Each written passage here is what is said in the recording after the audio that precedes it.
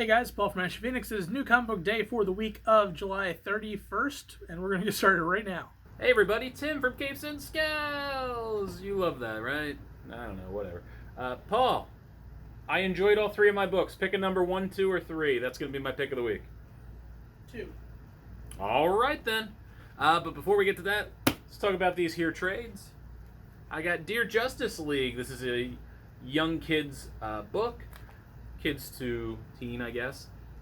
This had a free comic book day book, so if you picked that up and you liked it, it's out. Come get it. We have Superior Spider-Man Volume 1, continuing the Doc Ock experience. We've got X-23 Volume 2, still going on.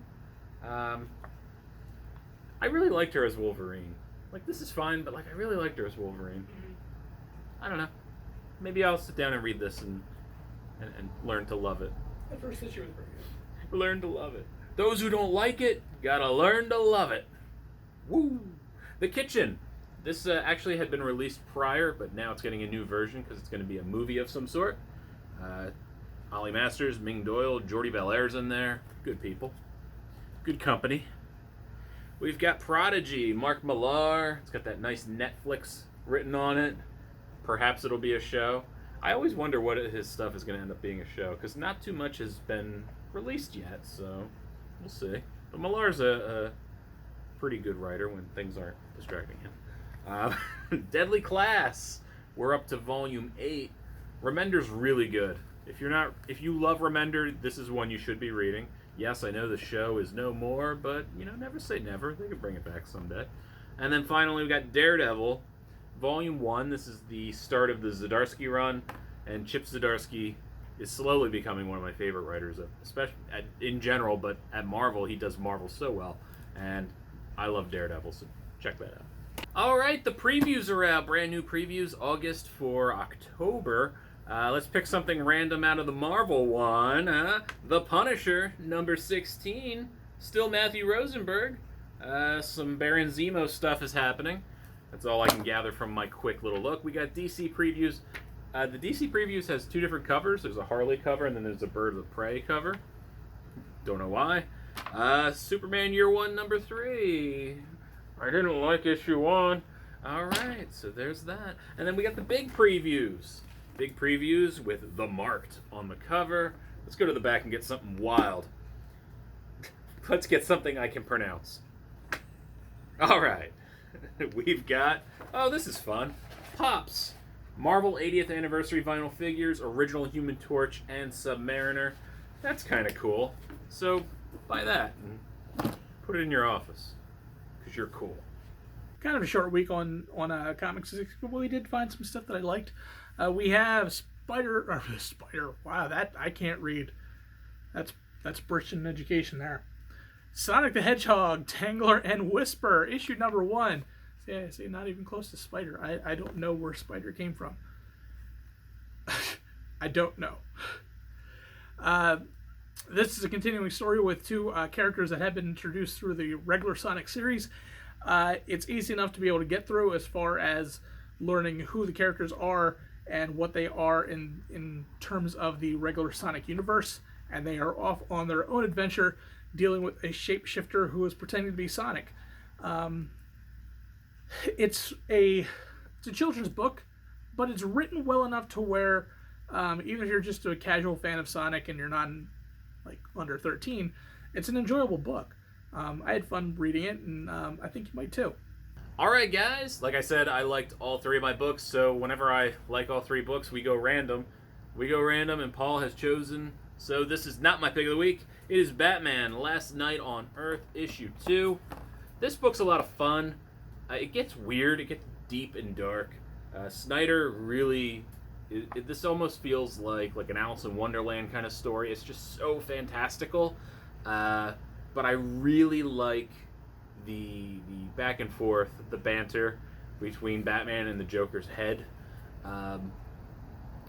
He just wants to be Robin. That's all he wants. He keeps asking the entire issue if he can be Robin. It's fantastic. I don't want to spoil what happened, but I loved it. I don't know. This probably isn't for everybody, but because it's so weird, it really is like high fantasy strange world building. They throw in a lot of cool nods to other heroes. Heroes I didn't expect to see show up did, and had a nice little cameo. And I don't know that I learned anything more from it, but I enjoyed it. And as you can see on the cover, you got a Scarecrow Bane hybrid. They are a lot of fun, and it's not what you expect. You couldn't possibly predict all the things that happen in this book, and I think that's a good thing. Just know it's high fantasy. It's like the never-ending story with Batman. It's just, we're gonna fly around and do a bunch of things. Next up, I pulled a Tim where I picked up a comic book in the middle of an arc to see what's going on. And this is Marvel Team-Ups featuring Captain Marvel and Captain Marvel and Ms. Marvel, issue number 4. I believe these are one-off stories, or kind of one-off stories, because it kind of read that way, where these people are stealing Kree outdated technology, and it's up to the Marvels to deal with it. And then you start dealing with some of the baddies from the Kree Empire, a lot of the like D and even further down list type Kree villains. But the reveal at the end of this issue is massive, and I'm not going to spoil it for you, but just the reveal at the end is just enough to make you want to read the rest of the series. So it's up to you. Grab it. All right. Paul, stop yawning. It's not even that late. It's like... No, it's fine. You knock it off. You knock it off, I'm going to keep talking. And just when I thought I couldn't be angry at somebody, here you are. All right, everybody. I hope that stays in. All right, we've got Death's Head, number 1. This is going to be a 4-issue mini. Teeny Howard, really good writer. And Death's Head has always been such a weird character. This is the original Death's Head, not Death's Head 2, which is the one in the 90s that looks like a predator. This is the other one. And he's just a killer robot.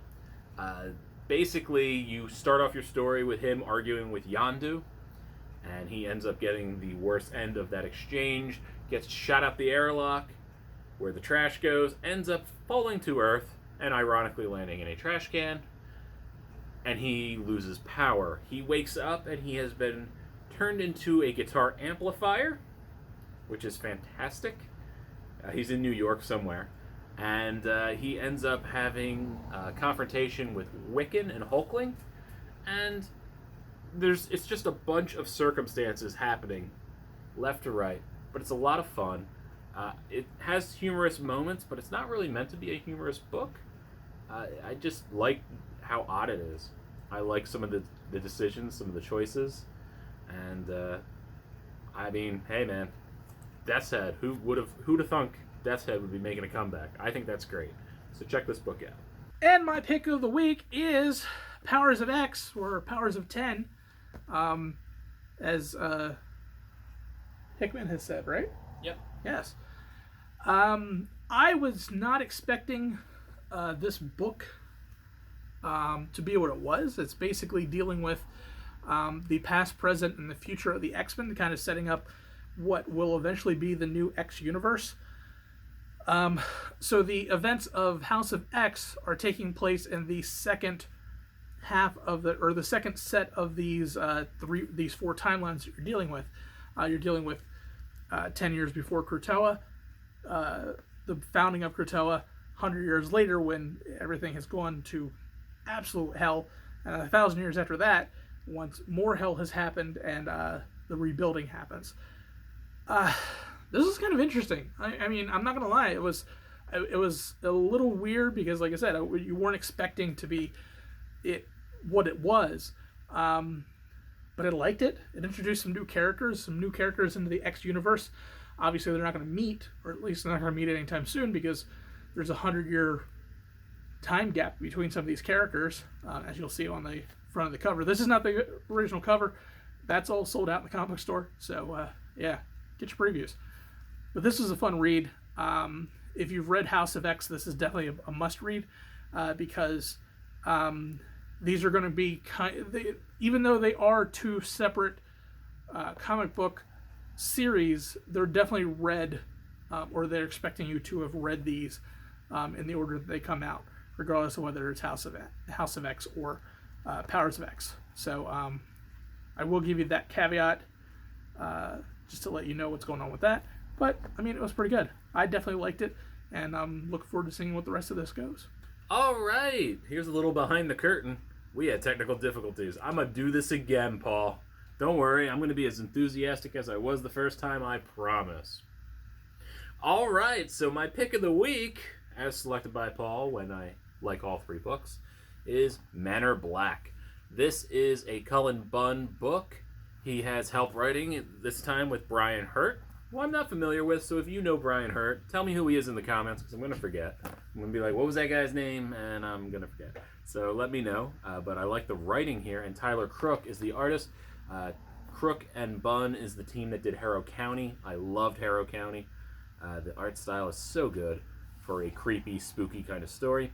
This one focuses on a van full of people being chased at the beginning of the story, that the van ends up crashing, and then you have to deal with the small town police that are investigating that crash. And there's another story going on at the same time of this House Black, that there's a weird occult feel to the family, and there's a lot of blood.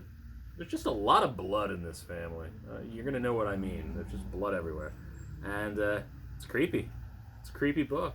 The art fits the tone of the writing very well. And I enjoyed it. I thought it was a very good read. And if you're into horror and something creepy, this is definitely for you. If you enjoyed Harrow County, you have to read this. If you haven't read Harrow County, go read Harrow County. It's like, I don't know, a couple trades worth. But just pick up the first trade, see if you like it. Dip your toe in. Right, Paul? Yeah. That's right. So, I enjoyed the book. I think you'll enjoy the book. Give it a read, at least an issue. And, Cullen Bunn, you write a lot of stuff. I could have picked another number one from you. I'm impressed, is all I gotta say. So, check it out, Manor Black. What? He's back? There's more? It's a trade recommendation. Yeah, we don't really do those too often, but with the launch of the series on Amazon Prime, I gave The Boys a try. And it's kind of interesting that the main characters are the same. You have Butcher and Huey and the Frenchie and Mother's Milk and the female, and of course the Seven. This is different from the series, but it's not so different that the series seems foreign to you. There's just a little bit more structure to this than there is other things. The beats are there, the same major arc points are there. It's just told a little bit differently, a little bit more violently, a little bit more crudely, which is kind of interesting because like the Amazon Prime is fairly like cruel and rude already, but this takes it way more. And reading through some of this, you can understand why they couldn't put some of this on even Amazon Prime. This is a violent book. There's nudity. There's crazy amounts of violence. So, kids, don't pick this comic up. Adults, it's probably a fun read, and you might like it too, especially if you are a fan of the series and you want to see more, or at least a different take from what you know now. But yeah, this was fun, and I might pick up the rest of the trades, see what happens with this particular timeline. Hey, it's the end of the video. Who cares? Good night.